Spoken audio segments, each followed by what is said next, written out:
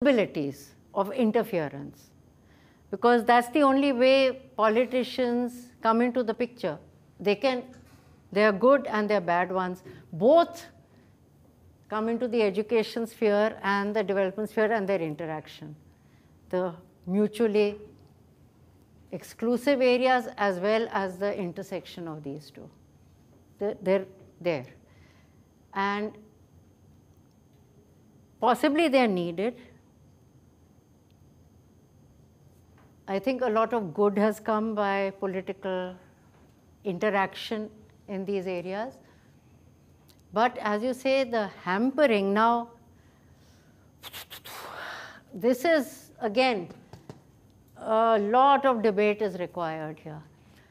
There's also a question which has not been, would anybody else like to say something about economic freedom? What else it needs apart from in this, what other kinds of flexibility does it need in education, a resilience in what way?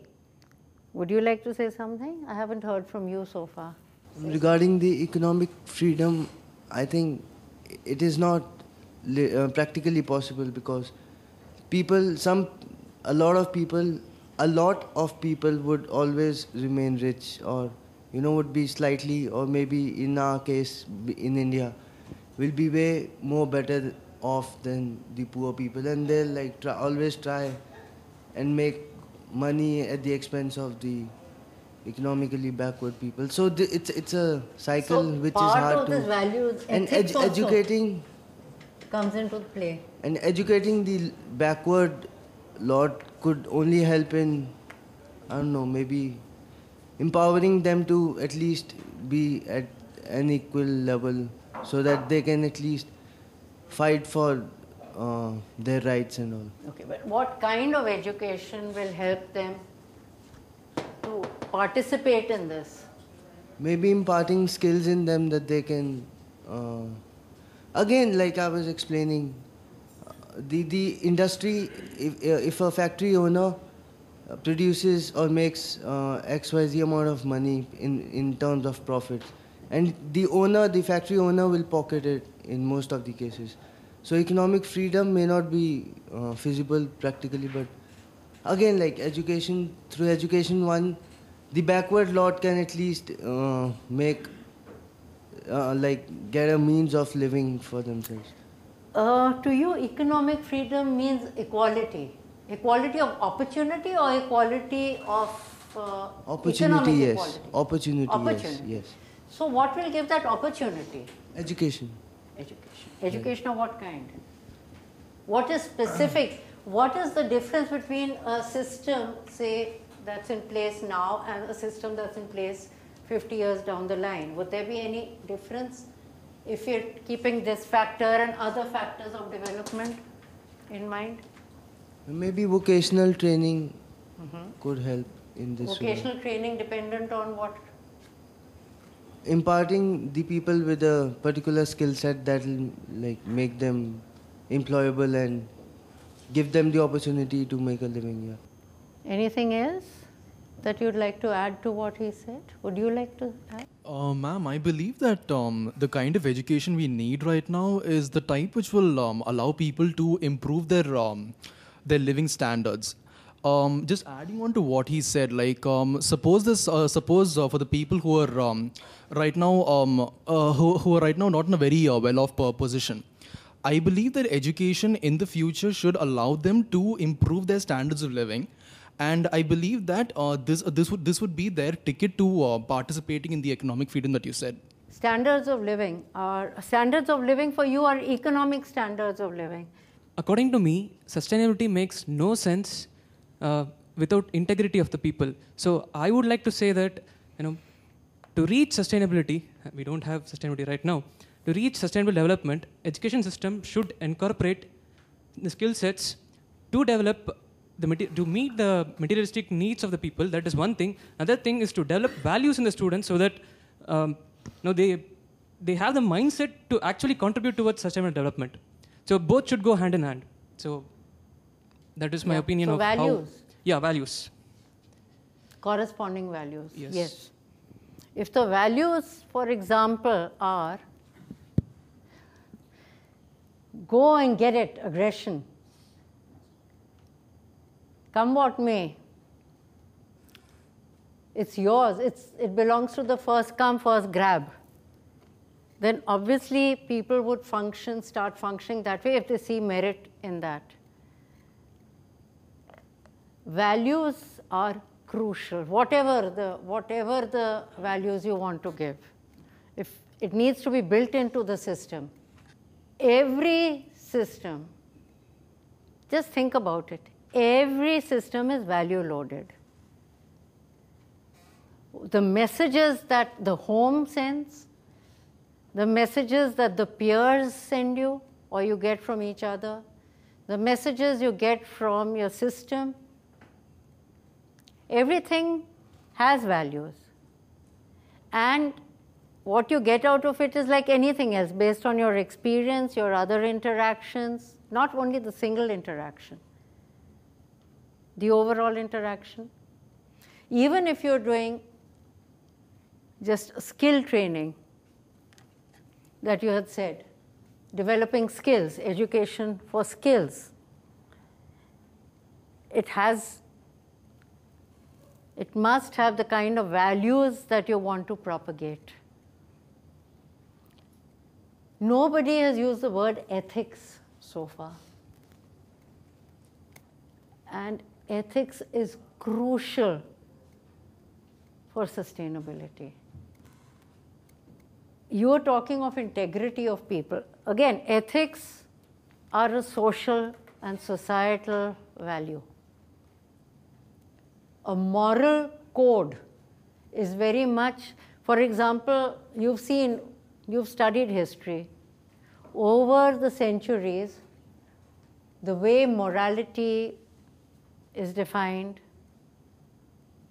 the way certain ethical values take priority over others, that keeps changing. So it is what society kind of agrees to. There may be a small voice always saying, no, I don't think it should be, I think it should be this, I think it should be this. But as you have seen, the larger voice tends to prevail or be the stronger voice. In a democracy, it's the larger voice, unless that smaller voice uses systems or puts systems in place and uses those systems to change things.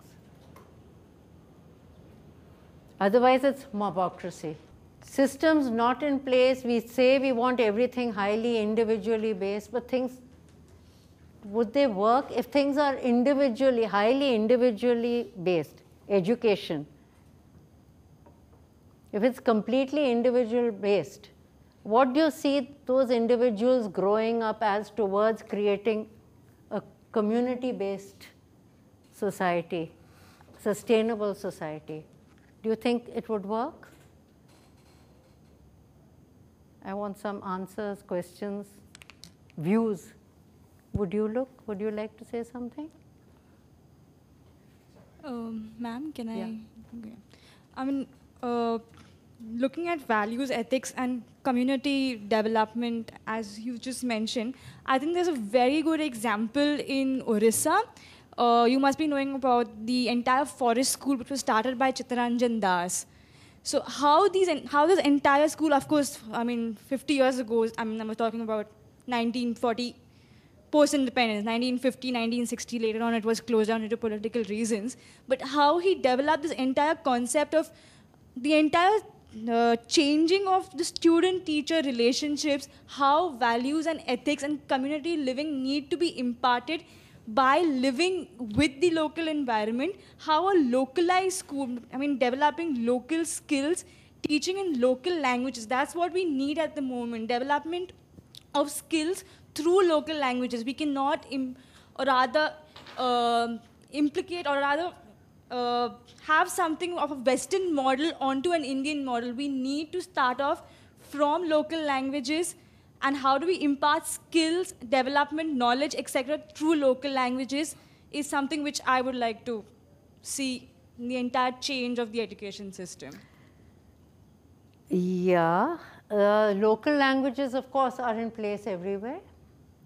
Local languages, as in the local state declared official state Yes, language. but I'm talking about areas of tribal, the Yeah. tribal areas, dialects, which we are completely lacking in those areas. No, you are saying, you see, there are several organizations that are working in Orissa at present with their dialects. They are in place just now working. There are groups working there, Ajit Mahanti and many others. They're trying to do that at basic early education level and see how that works and gather those practices. However, you also do know that the world at present, that's why I'm saying keep looking at what is now, what was there in 49, what will be there in 2050. We need to keep changing things. Why I'm talking about what there is now, English is seen as the empowering language. Empowering means economics. Empowering means jobs I will get if I know English. Whatever, I'll get some kind of job or the other, whether in a hotel, whether in a BPO, whether in a whatever. Therefore, when, as per the Yashpal report and other educationists, what we in the National Curriculum Framework propagate, a child should be allowed to learn in her first language, at least in the early years. Yes, you bring in other languages later and she can learn them as she feels able to, but allow her to learn the different areas in her own language, the first language. Now, there has been a lot of objection from some groups, some Dalit groups also, as you may have read in the papers. There are activists among them who say that if you put our children into special schools, special good schools you may be making for them, but you're making them learn in their language, the local language, then they're not learning in English. So you'll end up marginalizing them more. So there are these debates and based on the perspectives, based on what they believe the ground reality is and what will happen. So I don't know, these debates I would not like to say very much, except that when I have worked in the field in mathematics, I certainly know that people are more comfortable with the concept if it's done in their own language, because English doesn't become an extra barrier. That's what I have found. I can say that. So, but then there are different arguments people give. This is an area on which one really can't take too much of a stand in these areas. But coming back to values and ethics versus individual, not versus, sorry, individual learning. Is there a clash or is it okay, it goes along together? Individualized learning, individual learning. Yeah. There is a perspective which says that any system, be it organic or inorganic, is made more resilient by its heterogeneity. So individualized learning, where an individual learns at his own pace or by his own choice or his own motivation rather than conditions being imposed on him from extraneous factors, will enhance the resilience of the system, and it will make it less vulnerable to external shocks. And also how? For example, Example of external pressures. For example, if an economy is purely dependent on a certain group of industries, and with change of technology or pace of development, they become outmoded or redundant, then in order to survive and in order to thrive, it will have to switch over to a new mode of economic gainful employment. Another aspect is that in India, we have a large, we don't encourage independent thinking or entrepreneurship. Whereas if you look at the empirical evidence, then a lot of good, not only in economic terms, but also in terms of social development, has come from entrepreneurs. People who go off on their own paths, who take charge of their own destiny, which could be incorporated into the formal curriculum in order to develop individuals who are more independent in their thoughts, who can lead to the good of the society. I'm not only talking about industrial entrepreneurs, but also social entrepreneurs who can look at old problems or societal issues from a new perspective and thus work towards the improvement in standards of living and towards progressive thinking or a more liberal regime. Yes. Now, individualized learning, does it mean that you're getting independent thinkers? Does collective classroom learning mean that you cannot get independent thinkers? Neither is necessary nor sufficient. You see, if you get some tutor coming home, helping you learn, it depends very much, again, the same thing comes in. It depends very much on what the tutor's understanding of learning is and what your own home understanding of learning is. All this is tied up with what assessment is like, what your assessment norms are also. They work together closely. Ultimately, you sit for some school exam that asks for something. So if critical thinking development is important, like we say it is in the National Curricular Framework 2005, if we try and develop people in the way of asking the W's and looking for answers to those W's, whether it's done here as you are helping me and as you would ask others maybe to help you, or if it's done, not done sitting somewhere else. You see, therefore, there's this whole difference comes in. So what we need to do is development and education working hand in hand as per the times, looking into the future, trying engaging through proper research what the needs are, community needs, the development needs, the education needs mapped as for the requirements, and not just that it is IT then and then there's an load in IT, everybody is going to IT and then suddenly you're sitting with too many people trained and no jobs. In all this, humanism also needs to be given a crucial place. Human values, the liberal arts, they cannot be ignored. Not just language, but the thinking, the caring, nurturing that aspect. That gets left out.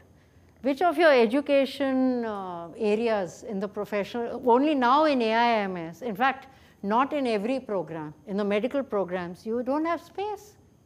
You just don't give credits for those. Even language they don't give credit for, and then there's a whole heap of people who come with different language levels. The highest is assumed in a classroom. Many people fall by the wayside. So values, I think, have to be given a very central part in all this, ethics and values. Coming to happiness, Bhutan is supposed to be the happiest country, I'm told, right? There is not economic freedom there. There are a lot of constraints on people, but they are being, whatever is done there has been done very carefully managed, very carefully by royalty and the people with the royalty, so that people would not, their people would feel satisfied with what they have. There are no completely poor there, everybody, because there's a community support built into the structures of those communities there. The way they live, the way they think, the old cultures and those values continue for support. But it's not the kind of economic freedom that you have and the choices that economic freedom talks about actually. The choice and the opportunity to do what you want, they're very limited. But people claim that they're the happiest. So I'll tell you once what happened to me. And this, I'm sure, has happened to many of you.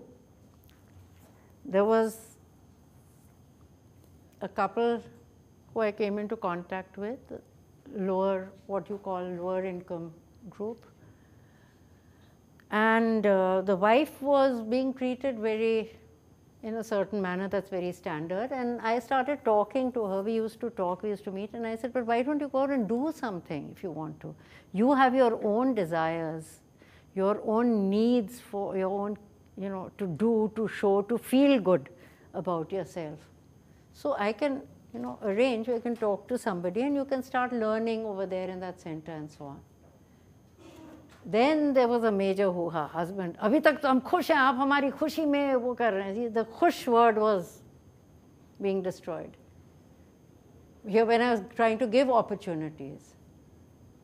So it's again a term, in a patriarchal setup it has a certain expectations, in other setups it has certain other requirements. So happiness is a very, not ambiguous, it's worse than ambiguous term. If somebody asks me, for example, am I happy? I don't know. I'm happy about certain things. But am I happy generally? Satisfaction on certain fronts, maybe. I don't know, this you have to think. You have to think about this term. Now I wrote down